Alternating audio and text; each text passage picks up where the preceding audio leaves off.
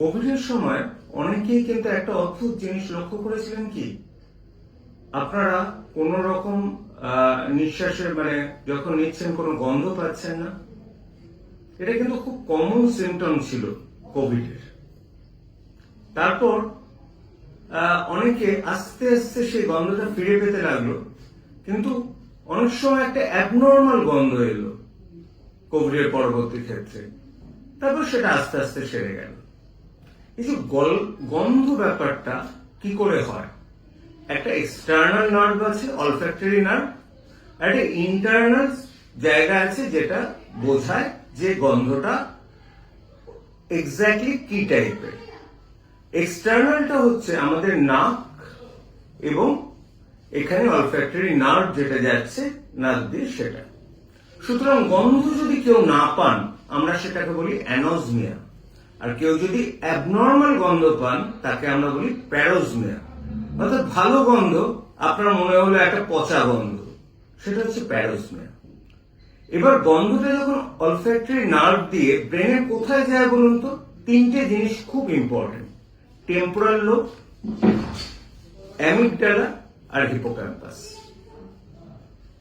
আমার কাছে একজন পেশেন্ট এসেছিলেন, মাঝে মাঝেই না হঠাৎ হঠাৎ কাজ করতে করতে একটা ভীষণ পচা গন্ধ পাচ্ছিলেন।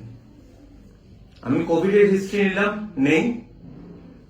আমি জিজ্ঞেস করলাম যে কোন রকম নেজাল ইঞ্জুরি হয়েছে কিনা, করে আমি ইএনটি স্পেশালিস্টের কাছে পাঠিয়েছিলাম। ইএনটি বলল নেই। তারপরে একদিন সেকেন্ড ফলো আপে যখন এলো, আমি জিজ্ঞেস করলাম তোমার অসুবিধাটা কখন, সবসময় থাকে?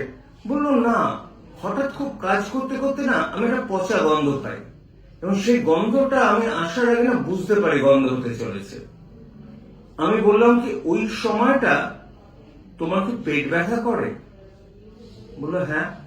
আমি তোমার কি দেজা ভু ফেনোমেনা হয়? আপনি কি দেজা ভু জানেন তো? আপনারা একটু দেখে নেবেন দেজা ভু। বললো হ্যাঁ। আপনি জানেন কি করে?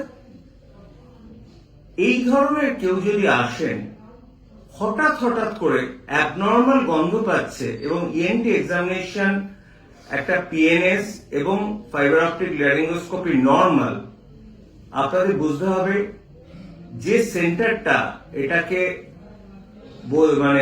ডিটেক্ট করে গন্ধটাকে, সেখানে গন্ডগোল হয়েছে। এটা কিন্তু একটা typical symptom of temporal lobe epilepsy.